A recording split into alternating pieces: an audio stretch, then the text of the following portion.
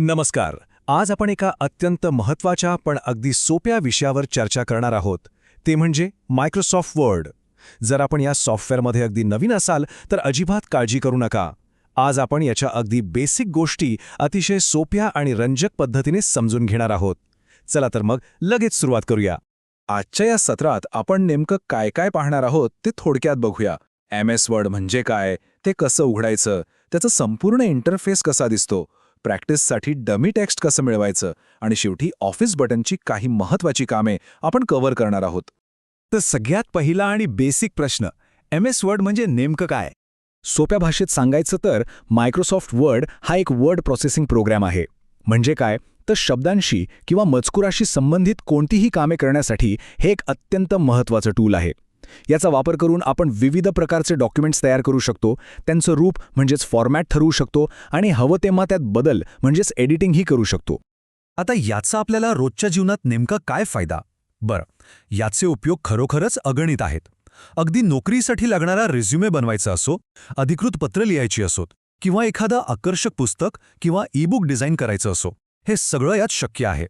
एवढंच नाही तर विविध फॉर्म्सचे फॉर्मॅट्स आणि अगदी बेसिक लोगो डिझाईनसुद्धा आपण यामध्ये अगदी सहज करू शकतो. विचार करा, एक सॉफ्टवेअर आणि किती वेगवेगळी कामं. आणि एक खूप भारी गोष्ट सांगू, बऱ्याच जणांना वाटतं की जुन्या व्हर्जनवर शिकलं तर नवीन व्हर्जन कसं वापरता येईल. पण तुम्हाला आश्चर्य वाटेल, 2007च्या आवृत्तीचा आणि अगदी अलीकडच्या 2021च्या आवृत्तीचा इंटरफेस जवळपास 90% समान आहे. हो, अगदी 90%. त्यामुळे एकदा का आपण बेसिक गोष्टी शिकलो की कोणतंही नवीन व्हर्जन हाताळणं एकदम सोपं होऊन जातं. ठीक आहे, आता थिअरी खूप झाली. हे सॉफ्टवेअर प्रत्यक्षात कसं सुरू करायचं ते पाहूया. MS वर्ड उघडण्याची एक एकदम भन्नाट आणि सोपी रन कमांड ट्रिक आहे. करायचं काय, तर कीबोर्डवरील विंडोज आणि R या कीज एकत्र दाबायच्या. एक छोटा बॉक्स उघडेल, तिथे विनवर्ड असा शब्द टाईप करायचा. फक्त एक लक्षात ठेवायचं, इथे स्पेलिंग एकदम अचूक असावं लागतं. त्यानंतर फक्त ओकेवर क्लिक करा किंवा एंटर दाबा आणि बस, तुमचं MS वर्ड क्षणात सुरू होईल. एकदा का MS वर्ड सुरू झालं की स्क्रीनवर जे दिसतं त्याची आता आपण एक छोटीशी सफर करूया. सर्वात आधी नजर टाकूया स्क्रीनच्या अगदी वरच्या भागावर. इथे सगळ्यात वर असतो टायटल बार, जो आपल्या डॉक्युमेंटचं नाव दाखवतो. त्याच्याच शेजारी क्विक ॲक्सेस टूलबार असतो. नावाप्रमाणेच सतत लागणाऱ्या गोष्टींचे शॉर्टकट्स इथे ठेवता येतात. डाव्या कोपऱ्यात एक ऑफिस बटन असतं, जो आपला मुख्य मेन्यू आहे. आणि त्याखाली जी मोठी पट्टी दिसते ना, तिला रिबन म्हणतात. इथेच सर्व टूल्स वेगवेगळ्या टॅब्समध्ये अतिशय व्यवस्थित मांडून ठेवलेले असतात. आता थोडं खाली मध्यभागी येऊया. हा जो मोठा पांढरा भाग दिसतोय तो आपला वर्क एरिया आहे. सोप्या भाषेत सांगायचं तर आपला कोरा कागद. यावर एक लुकलुकणारी छोटी रेष दिसेल, त्याला कर्सर म्हणतात. आपण नेमके कुठे आहोत आणि कुठून टाईप करणार आहोत हे तो दाखवतो. सोबतच अक्षरे सिलेक्ट करण्यासाठी एक आय आकाराचा माऊस पॉइंटर असतो.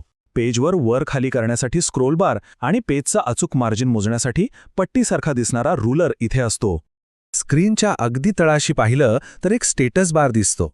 हा बार खूप महत्त्वाची माहिती देतो, जसं की आपण किती पेजेस टाईप केली आहेत, शब्दांची एकूण संख्या किती आहे आणि कोणती भाषा वापरली आहे. त्याच पट्टीवर उजव्या बाजूला पेज कसं दिसावं हे ठरवण्यासाठी व्ह्यू लेआउट्स असतात. आणि हो, पेज लहान मोठं करून पाहण्यासाठी झूम कंट्रोलसुद्धा तिथेच असतात. झूम कंट्रोल्सबद्दल एक खूपच रंजक फॅक्ट सांगतो.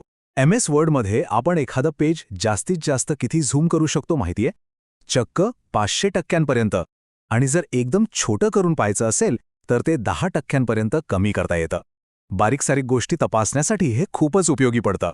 आता वळूया एका भारी मॅजिक ट्रिककडे, प्रॅक्टिससाठी लागणाऱ्या डमी टेक्स्टचा फॉर्म्युला.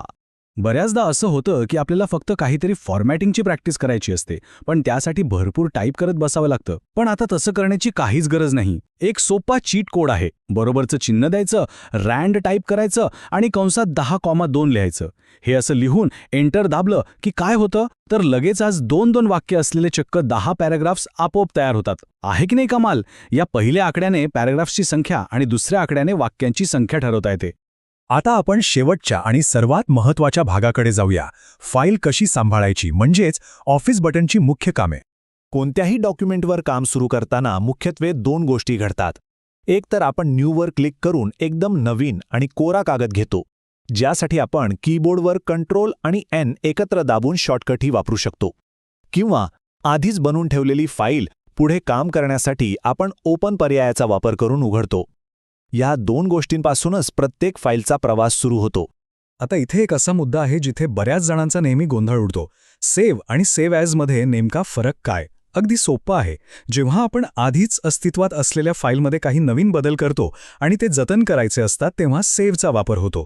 पण जर तुम्हाला त्याच फाईलची एक पूर्णपणे नवीन कॉपी बनवायची असेल किंवा ती फाईल कॉम्प्युटरवर दुसऱ्या एखाद्या लोकेशनवर नव्या नावाने सेव्ह करायची असेल तेव्हा सेव्ह ॲज हा पर्याय कामी येतो. हा फरक लक्षात ठेवणं खूप महत्त्वाचं आहे.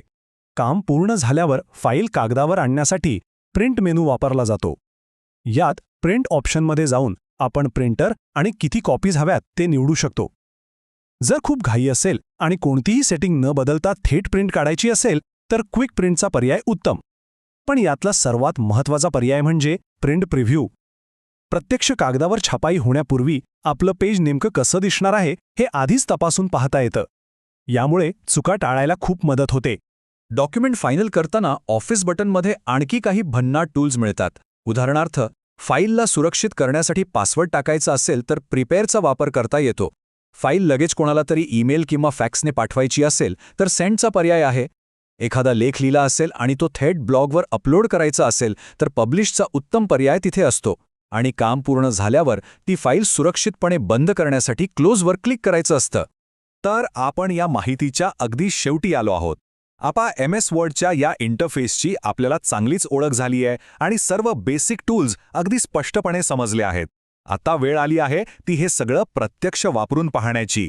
विचार करा बरं, या सगळ्या नव्या माहितीचा वापर करून आपण आता सर्वात पहिलं डॉक्युमेंट कोणतं बनवणार आहोत? एखादा नवाकोरा रिझ्युमे, एखादं सुंदर डिझाईन की आणखी काही? हे नवं कौशल्य लगेच वापरून पहा. या सत्रात सामील झाल्याबद्दल खूप खूप धन्यवाद.